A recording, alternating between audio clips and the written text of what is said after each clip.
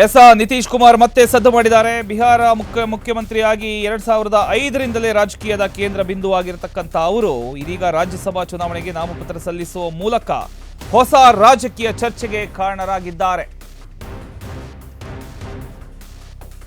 ಬಿಹಾರ ರಾಜಕೀಯದಲ್ಲಿ ದಿಢೀರ್ ಕ್ಷಿಪ್ರ ಕ್ರಾಂತಿ.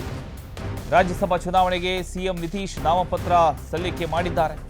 ಕೇಂದ್ರ ಸಚಿವ ಅಮಿತ್ ಶಾ ಜೊತೆ ಹೋಗಿ ನಾಮಪತ್ರ ಸಲ್ಲಿಕೆ ಮಾಡಿದ್ದಾರೆ. 2005ರಿಂದಲೂ ಕೂಡ ಬಿಹಾರ ಮುಖ್ಯಮಂತ್ರಿಯಾಗಿದ್ದರು ನಿತೀಶ್ ಕುಮಾರ್. ಬಿಹಾರ ಸೇರಿದಂತೆ 10 ರಾಜ್ಯಗಳ 37 ರಾಜ್ಯಸಭಾ ಸ್ಥಾನಗಳಿಗೆ ಚುನಾವಣೆ. ಮಾರ್ಚ್ 16ರಂದು ರಾಜ್ಯಸಭಾ ಚುನಾವಣೆ ನಡೆಯುತ್ತೆ.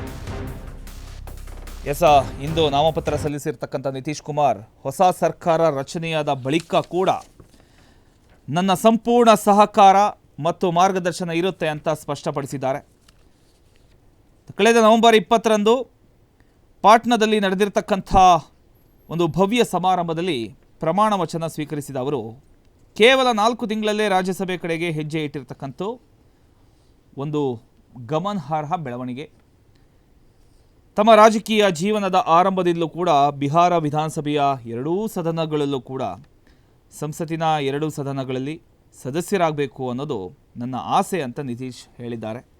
ಇದೀಗ ಆ ಕನಸಿನ ಇನ್ನೊಂದು ಹಂತಕ್ಕೆ ಅವರು ಎಲ್ಲೋ ಒಂದು ಕಡೆ ಕಾಲು ಇಟ್ಟಿದ್ದಾರೆ ಅಂತ ಹೇಳಬಹುದು. ಬಿಹಾರ ಸೇರಿದಂತೆ 10 ರಾಜ್ಯಗಳ 37 ರಾಜ್ಯಸಭಾ ಸ್ಥಾನಗಳಿಗೆ ಮಾರ್ಚ್ 16ರಂದು ಚುನಾವಣೆ ನಡೆಯುತ್ತೆ. ಈ ಹಿನ್ನೆಲೆಯಲ್ಲಿ ನಾಮಪತ್ರ ಸಲ್ಲಿಕೆ ಪ್ರಕ್ರಿಯೆ ರಾಜಕೀಯ ಚಟುವಟಿಕೆಗೆ ಒಂದು ವೇಗ ನೀಡಿದೆ. ನಾಮಪತ್ರ ಸಲ್ಲಿಸತಕ್ಕಂಥ ವೇಳೆ ಬಿಜೆಪಿ ರಾಷ್ಟ್ರೀಯ ಅಧ್ಯಕ್ಷ ನಿತಿನ್ ನಬೀನ್ ಮತ್ತು ಕೇಂದ್ರ ಗೃಹ ಸಚಿವ ಅಮಿತ್ ಶಾ ಅವರು ಕೂಡ ಹಾಜರಿದ್ದರು. ಇದು NDA ಮೈತ್ರಿಯ ಬಲವನ್ನು ಮತ್ತಷ್ಟು ಸ್ಪಷ್ಟಪಡಿಸಿದಂತಾಯಿತು.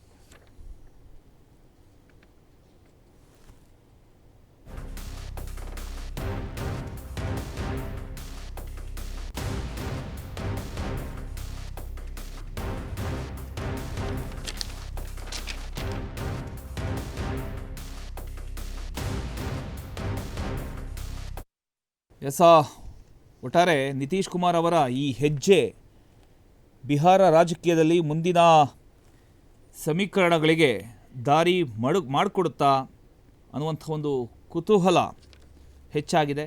ಮುಖ್ಯಮಂತ್ರಿ ಸ್ಥಾನದಲ್ಲೇ ಇರುತ್ತಾ ರಾಜ್ಯಸಭೆ ಪ್ರವೇಶಿಸುವ ಅವರ ಒಂದು ತಂತ್ರ, ಅಷ್ಟಕ್ಕೂ ಅವರ ತಂತ್ರ ಏನು? ಮುಂದಿನ ದಿನಗಳಲ್ಲಿ ಇದಕ್ಕೆ ಉತ್ತರ ಸಿಗಬೇಕಾಗತ್ತೆ. ಬಿಹಾರದಲ್ಲಿ ಹೊಸ ಸರ್ಕಾರ ರಚನೆ ಫಿಕ್ಸ್ ಆಗುತ್ತೆ. ಯಾರಾಗ್ತಾರೆ ಹಾಗಾದರೆ? ಬಿಹಾರದ ನೂತನ CM ಬಿಹಾರಕ್ಕೆ ಬರ್ತಾರೆ. BJPಯ ನೂತನ CM ಕೆಲವೇ ಕ್ಷಣಗಳಲ್ಲಿ CM ಸ್ಥಾನಕ್ಕೆ ರಾಜೀನಾಮೆ ನೀಡ್ತಾ ಇದ್ದಾರೆ ನಿತೀಶ್. ಒಟ್ಟಿನಲ್ಲಿ ಮುಂದಿನ CM ಯಾರು ಬಿಹಾರಕ್ಕೆ ಹಾಗಾದರೆ? ಇಷ್ಟು ವರ್ಷಗಳ ಕಾಲ ಅವರೇ CM ಆಗಿ ಬಿಹಾರವನ್ನು ನಡೆಸ್ಕೊಂಡ್ಬಂದರು. ಈಗ ಮುಂದಿನ CM ಯಾರು ಅನ್ನುವಂಥ ಒಂದು ಕುತೂಹಲ ಕಾಡ್ತಾ ಇರ್ತಕ್ಕಂಥದ್ದು.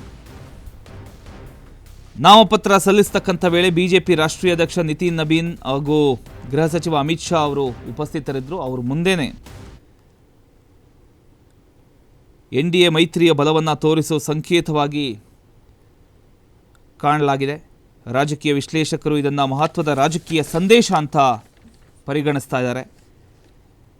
ಎಲೆಕ್ಷನ್ ಕಮಿಷನ್ ಆಫ್ ಇಂಡಿಯಾ ಪ್ರಕಟಿಸಿರತಕ್ಕಂಥ ವೇಳಾಪಟ್ಟಿಯಂತೆ ಬಿಹಾರ ಸೇರಿದಂತೆ 10 ರಾಜ್ಯಗಳ 37 ರಾಜ್ಯಸಭಾ ಸ್ಥಾನಗಳಿಗೆ ಮಾರ್ಚ್ 16ರಂದು ಚುನಾವಣೆ ನಡೆಯುತ್ತೆ. ಈ ಹಿನ್ನೆಲೆಯಲ್ಲಿ ವಿವಿಧ ರಾಜ್ಯಗಳಲ್ಲಿ ರಾಜಕೀಯ ಚಟುವಟಿಕೆಗಳು ಚುರುಕುಗೊಂಡಿದೆ. ಮುಂದೇನು ಅನ್ನುವಂಥ ಪ್ರಶ್ನೆ ಈಗ ಕಾಡ್ತಾ ಇದೆ. ನಿತೀಶ್ ಕುಮಾರ್ ರಾಜ್ಯಸಭೆಗೆ ಆಯ್ಕೆ ಆಗ್ತಕ್ಕಂಥ ಸಾಧ್ಯತೆ ಎಲ್ಲೋ ಒಂದು ಕಡೆ ಹೆಚ್ಚಾಗಿ ಕಂಡು ಬರ್ತಾ ಇದೆ. ಆದರೆ ಅವರು ಮುಖ್ಯಮಂತ್ರಿ ಸ್ಥಾನದಲ್ಲೇ ಮುಂದುವರಿತಾರಾ ಅಥವಾ ಮುಂದಿನ ರಾಜಕೀಯ ತಂತ್ರದಲ್ಲಿ ಬದಲಾವಣೆ ಕಾಣಬಹುದಾ ಏನಾದರೂ ಅನ್ನುವಂಥ ಪ್ರಶ್ನೆಗಳು ಈಗ ಚರ್ಚೆಗೆ ಕಾರಣ ಆಗಿದೆ. ನಿತೀಶ್ ಕುಮಾರ್ ಅವರ ಈ ಒಂದು ಹೆಜ್ಜೆ ಬಿಹಾರ ರಾಜಕೀಯದಲ್ಲಿ ಹೊಸ ಸಮೀಕರಣಗಳಿಗೆ ದಾರಿ ಮಾಡಿಕೊಡ್ತಕ್ಕಂಥ ಒಂದು ಸಾಧ್ಯತೆ ಇದೆ.